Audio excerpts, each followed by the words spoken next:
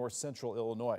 This is 7 p.m. Notice those storms lining up around Du Bois County, Jasper, Indiana, out to the west, 9-10 o'clock over I-65 into Louisville at that time. And then after 10 p.m., 11 o'clock, starting to see that threat diminish off to the east. And then we get a little dry spell during the overnight before on the backside of this system, behind the cold front, we drop down to the upper 30s, low 40s. A little bit of light rain, perhaps a few snowflakes mixing in, a little bit of sleet as spring officially begins tomorrow morning. It's going to feel pretty winter-like out there. We'll see that drizzle start to move to the east as we begin to get dry air moving in tomorrow afternoon. Highs only in the 40s, wind chills in the 30s, so get ready to bundle up for your first day of springtime. We'll look at our first spring weekend forecast and another look at the storm threat for tonight coming up in our complete weather impact team forecast.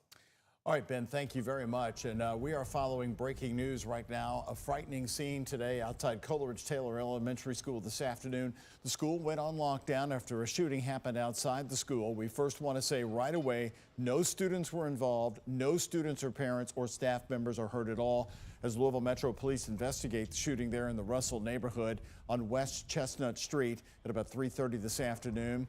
And according to a post on X from LMPD, one person was shot there. We don't know their condition.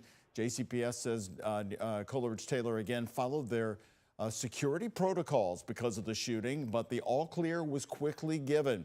Metro Police giving a briefing here in just a moment. We'll bring it to you as soon as we learn the details. If the Department of Education is dismantled, there's no guarantee anymore that our schools would continue to receive that critical funding. Shepard there, union president of the Jefferson County Teachers Association, right outside of the Brown School. It was several protests, one of many with parents, students, and teachers right near JCPS schools this morning. Nearly half of all federal Department of Education employees begin administrative leave this Friday. Over 1,000 of them were recently fired. And President Donald Trump says giving states more control over education is the goal. But some school officials, parents, and teachers remain unconvinced, as our Ian Hardwitt and photojournalist Gabby DeGeorge tell us. If he doesn't get the help he needs, my son doesn't just fall behind in his studies, he falls behind in life. Mothers of special needs students joined Kentucky Lieutenant Governor Jacqueline Coleman, afraid of a future without the U.S. Department of Education.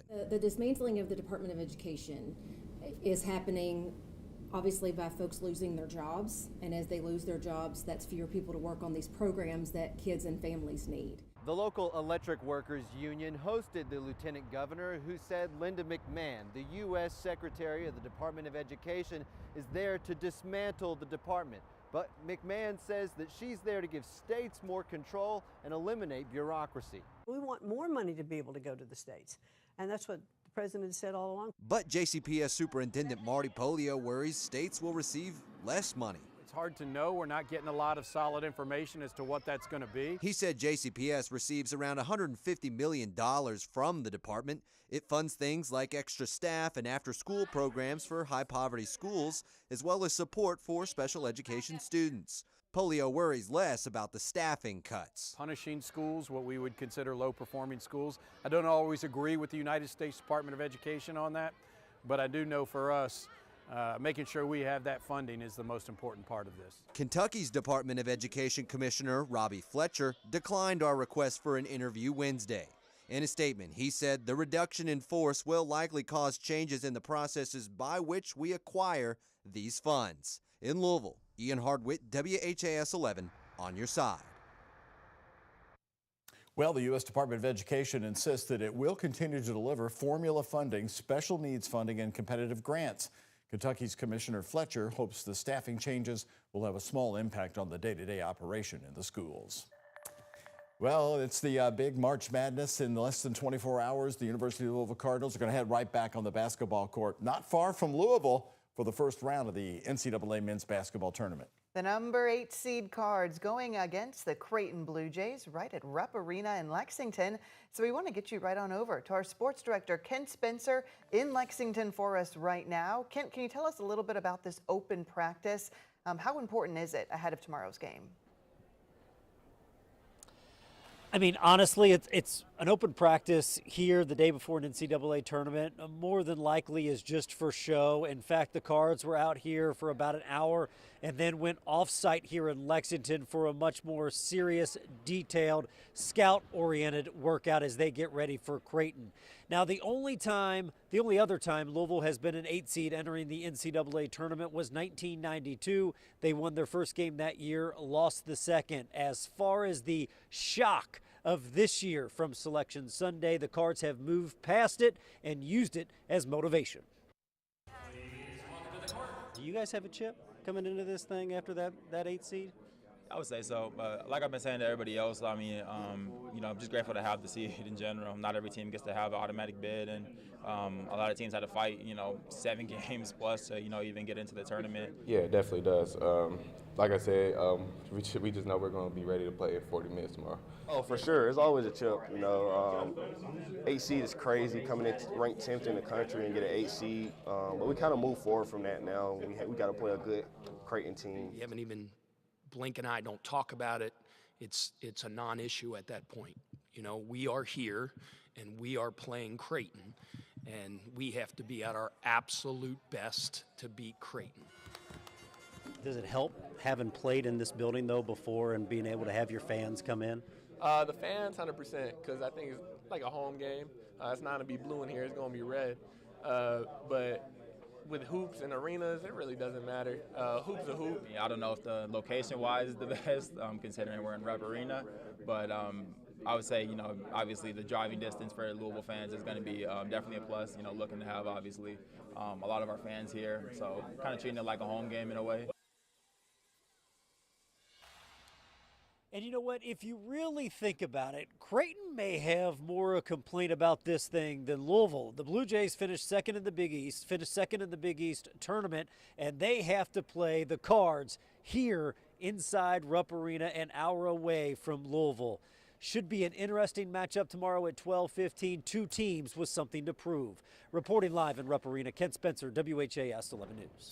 Well, Kent, Coach Pat Kelsey has been urging people to fill that arena red. So what do you know about the reality of the availability of tickets? Is that going to be possible? I mean, could they have 10,000 Cardinal fans in Rupp Arena, which is so huge? That seems like a large number just when you throw that out, because obviously this was not a site Louisville fans expected on Selection Sunday. So when the name pops up and you see Louisville versus Creighton, that means phone lines, people getting online, kind of trying to get those tickets, but that it not just included Louisville fans, it also included Creighton fans, Auburn fans, Tennessee. So it will be interesting to see what the crowd looks like here tomorrow afternoon. All right, Kent Spencer, part of our team coverage. Thank you, Kent. Well, with the Cardinals staying right here in Kentucky, just 80 miles away from the River City, first round of the tournament, you can expect Cards fans to flood Lexington, making the city red. Alex Dieter went to Lexington today to talk with some of those fans. She tells us what she saw. Please welcome to the court, Louisville Cardinals. The Louisville Cardinals welcome to Rupp Arena for their first practice of the NCAA tournament. It's good to have Louisville relevant again. They're out there energetic, jumping around. Louisville fans snapping pictures and cheering on their team. A reminder of what happened here 12 years ago when the Cards won 2 rounds here on the same court. I love when U of L comes to Rupp. I mean, 2013, they won national championship. First 2 rounds were here in Rupp. I was in the stands. Fans happy to have them in Kentucky. Well, that blew me away because that's where they were when they won it all. In 2013, they started out here, so that made it even better. Stands filled with Cardinal fans who didn't have to travel far. It's kind of hard, especially these last 6-7 years. It's been hard being a Louisville fan living in Lexington. And some who aren't too happy with Louisville's 8 seed. Slighted, but it's just more motivation. Like this team, they have fight, they have grit, and I know that they're going to use that, and we're going to see if we can take it far. Our seeding didn't go so well, but I have faith in the Cards. I'd rather be in it than don't really care about the seed. You just got to win the game in front of you. Generations of Cards fans sitting in Rupp Arena. It's continuing the tradition for me. Like my parents, I still remember going to Nashville down in 2005. I was here the whole 2013 run, every game, and now I have kids now, so watching it with them is just everything to me. watching their revived team under head coach Pat Kelsey. For the last 2 years, I was in hiding. I think PK has been wonderful. He's brought back the cards. Oh, it's like night and day.